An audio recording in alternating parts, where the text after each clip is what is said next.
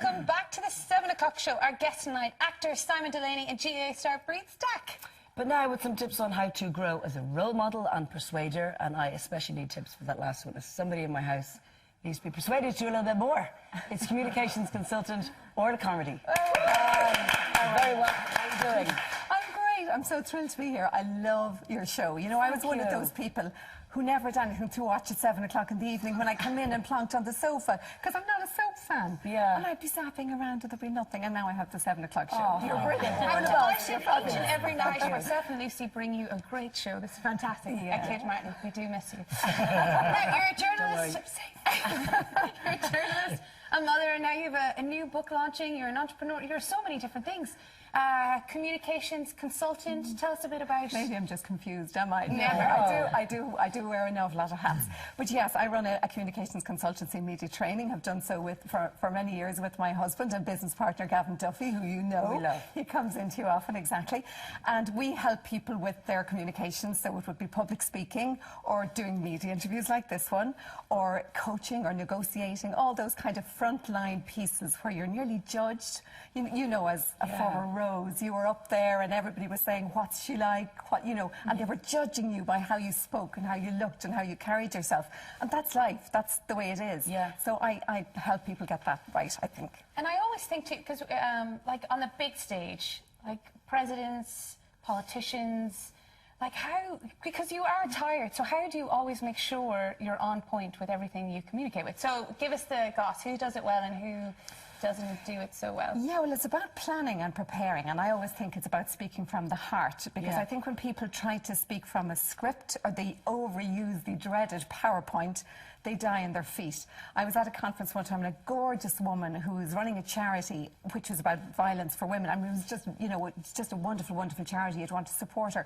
And she was standing there going, this is my charity, click. I want you to support it, click. And after it, I went up to her, and I never do this. It's not up to me to judge people. If they want help, they'll come and ask for it. Yeah. I never do this.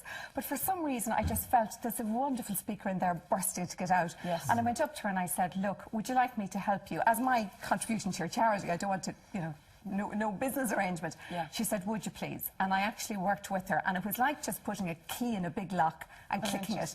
And she just is a wonderful communicator now. And that's what I mean by performing as a leader, because if she didn't want to be a leader, she just saw a problem she had to fix. She just had to set up this charity and fix this problem. So she wants people to follow her, to believe in her, to support her, to give her money, to connect with them. So every time she's on a stage, she has to win us over if we're going to actually believe in her. And that's what she is now doing, because she's had her little lock unlocked. So I'm thrilled with her. And she keeps in touch with me, and she's doing great. But what about for the people who literally, you can see as they're talking, their neck goes purple, or sweaty palms, or stuttering, or dry mouth?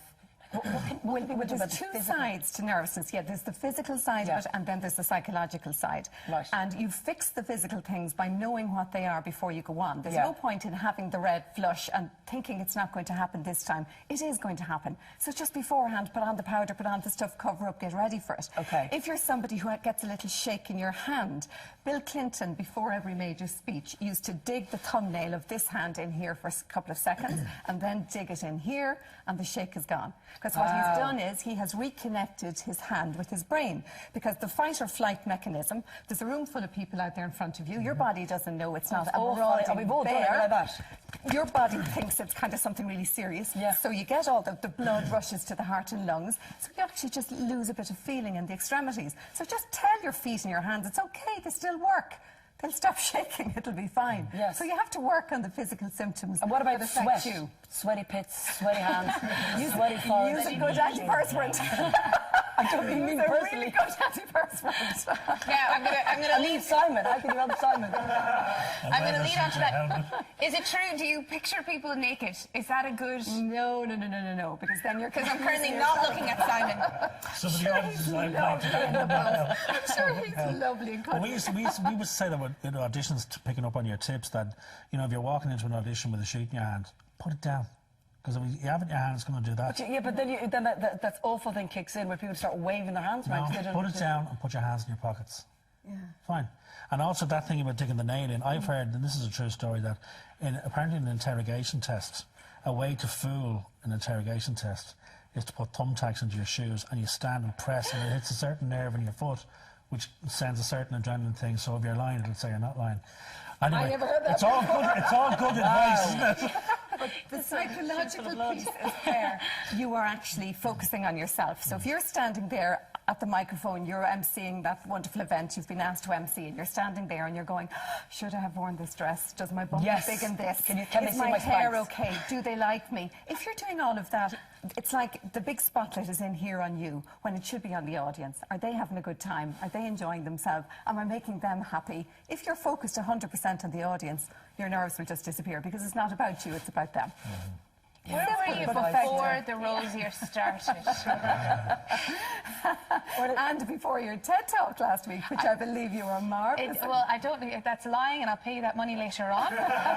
But did Gavin Duffy, the Dragon's Den extraordinaire, did he help you out at all? With my book? Yeah, with proofreading? No, not with the book, because I wrote that myself. And of course, at the end, he was looking at it before it went to print to kind of give me a bit of feedback, because you need your nearest and dearest. Yes, when you 'cause they'll be finally write ruthless. the book, you need some really good sense checkers who will say to you, do you really mean that? Do you Yeah. want to sound like that? Of course, I did all of that. But the material in the book is very much, I will give Gavin huge credit for it, because it's the material we've worked on and developed over many years of working together. And Because I'm sure it is trial and error. Like, you have to practice on yourself in order to be able to preach it. You do very much have to practice what you preach. But in the work we do, we have come across some extraordinary leaders. I mean, amazing people who've just done great jobs, and a lot of them unsung heroes. They're just doing a great job in a particular charity or a social entrepreneurship area, not necessarily the great politicians or the big names. And, you know, I'm like a sponge. I mean, I might be teaching them a few of my tricks, but I'm absorbing huge amounts of what they have. And I felt like I had some great insights, and that's why I wanted to put them into the book, because I can't stand at the top of every training room. I can't work with everybody. Yeah. And I said, I really have good stuff here. I just want to share it with people. And, you know, you were asking about the sense checkers, your good friends. One of my good friends, who was one of those sense checkers, reading it for me, and the next day he was going to a big negotiation himself in his own business, and he tried some of the techniques I had suggested, and he rang me, amazing, Orla, I tried this and it really worked. And I'm going, yeah, I know it works. I do know what I'm doing. Yeah. But as you said, though, it's great because people can kind of mark pages and refer to it.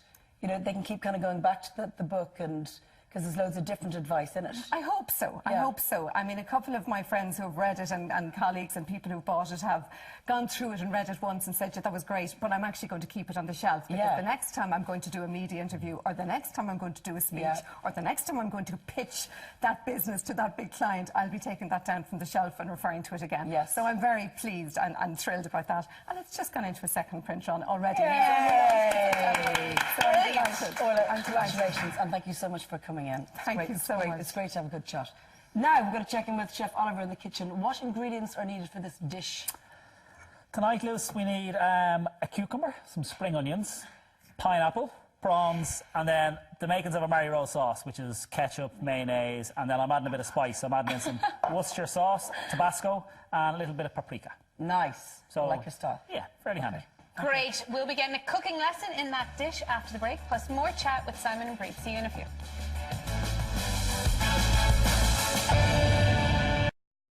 At Curry's.